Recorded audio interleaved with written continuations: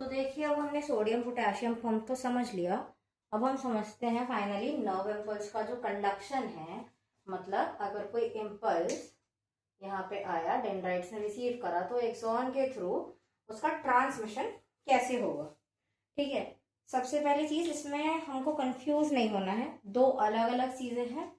Sodium potassium pump एक अलग चीज थी, जबकि जो हम अब पढ़ेंगे वो अलग चीज है। तो दोनों को इंटर रिलेट करके मत चलना, नहीं तो कंफ्यूज हो जाओगे।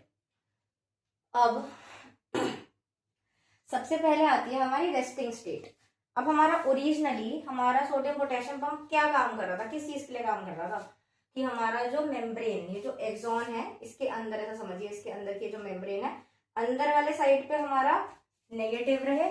ठीक है। अंदर का पोटेंशियल और बाहर का पॉजिटिव रहे। ये नॉर्मल कंडीशन थी जिसके लिए हमारा सोडियम पोटेशियम पंप काम करता था। तो इस वाली पहली स्टेट को हम लोग कहते हैं रेस्टिंग स्टेट। और ये जो अंदर नेगेटिव पोटेंशियल मेंटेन है ना, इसको हम लोग बोलते हैं रेस्टिंग मेम्ब्रेन पोटेंशियल। ठीक है। अब आती है दूसरी स्टेज जिसको हम कहते हैं डीपोलराइजेशन। अब सपोज करिए एक इम्पल्स आया। अब इम्पल्स आगे हमें ट्रांसमिट करना है, तो देखो क्या हुआ। इम्पल्स आया, मान लीजिए अभी इतने ही एरिया में इम्पल्स ट्रेवल करा है। इम्पल्स के आते ही क्या होगा, अब मैंने फिर से बोला है इसे सोडियम पोटेशियम पंप से रिलेट नहीं करना, उससे बिल्कुल डिफरेंट चीज है। इसमें सोडियम पोटेशियम पंप मतलब इंटीग्रल प्रोटीन्स तो होते हैं, उसके अलावा ना काफी सारे चैनल्स भी होते हैं। मतलब सोडियम के लिए अलग चैनल्स हैं, पोटेशियम के लिए अलग चैनल्स हैं। तो इम्पल्स के आते ही जो सोडियम के चैनल्स हैं वो ओपन हो जाएंगे। ठीक है। और सोडियम अंदर आना शुरू कर देगा। अब जैसे ही सोडियम का इन्फ्लक्स होगा तो सोडियम बहुत ज्यादा मात्रा में आ जाएगा। नॉर्मली क्या था, हम लोग क्या देख रहे थे कि जो पोटेशियम था हम लोग वो अंदर लेते थे और सोडियम बाहर जाता था। लेकिन वो काम किसका था, सोडियम पोटेशियम पंप का। अब यहाँ पे पहले से ही हमारे पोटेशियम आयंस की वजह से हल्का फुल्का पॉजिटिव था, लेकिन रिलेटिवली नेगेटिव था। अब जैसे ही सोडियम आयंस आ गए तो अंदर वाला हिस्सा जितने में इन्फ्लक्स हमारा ट्रैवल करा है इम्पल्स, हमारा वो उतना एरिया अंदर से पॉजिटिव हो जाएगा और बाहर से उतना एरिया रिलेटिवली नेगेटिव हो जाएगा। अब बता जाओ, सोडियम और पोटेशियम दोनों ही अंदर है तो दोनों पॉजिटिव चार्जेस ही, तो उतना एरिया अंदर से पॉजिटिव हो गया। मेम्ब्रेन इतने हो गई पॉजिटिव, बाहर का हो गया नेगेटिव। इस चीज को हम बोलते हैं डीपोलराइजेशन। अब यही इम्पल्स आगे ट्रेवल करेगा तो आगे भी वही चीज होगी। आगे जाते यहाँ के सोडियम आयंस ओपन होंगे तो वो अंदर ट्रेवल करेंगे, तो इधर वाले एरिया में हमारा पॉजिटिव हो जाएगा और बाहर का नेगेटिव हो जाएगा। लेकिन जो एरिया इम्पल्स पीछे छोड़कर चला गया, वहां पे तो अब इम्पल्स नहीं है ना। अब वहां पे क्या होगा, वहां पे हमारे जो पोटेशियम चैनल्स थे वो ओपन हो जाएंगे और पोटेशियम बाहर जाने लग जाएगा। अब जैसे ही पोटेशियम बाहर जाएगा तो पोटेशियम क्या है, पॉजिटिव चार्ज है, पॉजिटिव आयन है। बाहर जाएंगे तो अंदर वापस अपना नेगेटिव पोटेंशियल जो है वो स्टोर हो जाएगा। अब एक तरह से क्या हो रहा है, हमारी पहले वाली स्टेट में तो नॉर्मल स्टेट में तो वापस आ रहा है, तो इस वजह से हम इसको बोलते हैं रीपोलराइजेशन।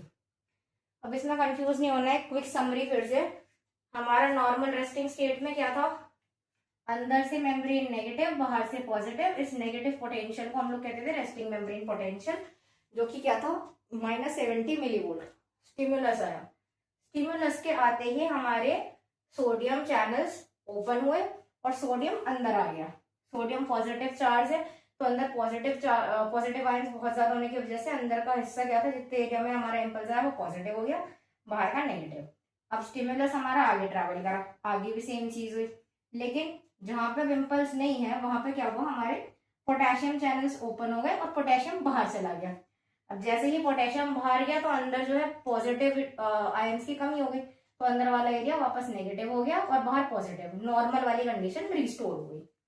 और ये क्वेश्चन 10 नंबर में आता है, ना ही सिर्फ आपके क्लास 11th के क्वेश्चंस में, जबकि ये कई बार जो लोग हायर प्रोफेशनल स्टडीज कर रहे हैं, एमबीबीएस, बीडीएस, बीपीटी, ये फर्स्ट ईयर का क्वेश्चन जो कि फिजियोलॉजी में पूछा जाता है।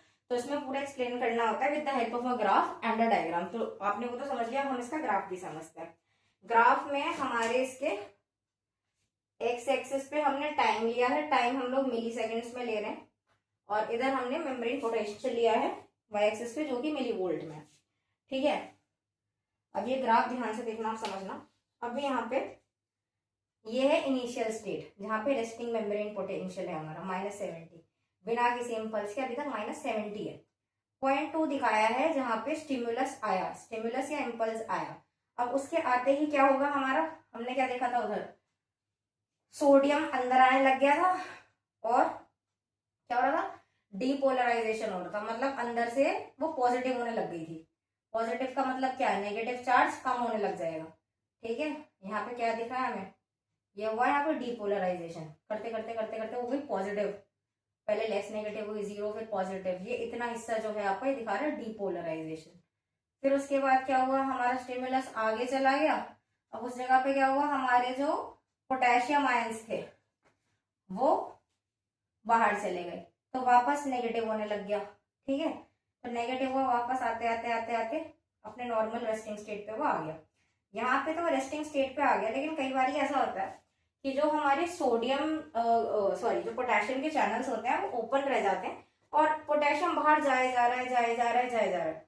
तो नॉर्मल कितना था -70, लेकिन वो कई बार पोटेंशियल ना -70 से भी नीचे चला जाता है, -80 -90 तक, इतना ज्यादा नेगेटिव हो जाता है इनर मेम्ब्रेन पोटेंशियल। इस चीज को हम लोग हाइपर पोलराइजेशन बोलते हैं, लेकिन कुछ टाइम बाद वो वापस नॉर्मल स्टोर हो जाता है क्योंकि पोटेशियम चैनल्स बंद हो जाते हैं, तो वापस नॉर्मल स्टेट पे आ गया। ठीक है, रेस्टिंग मेम्ब्रेन पोटेंशियल। ठीक है।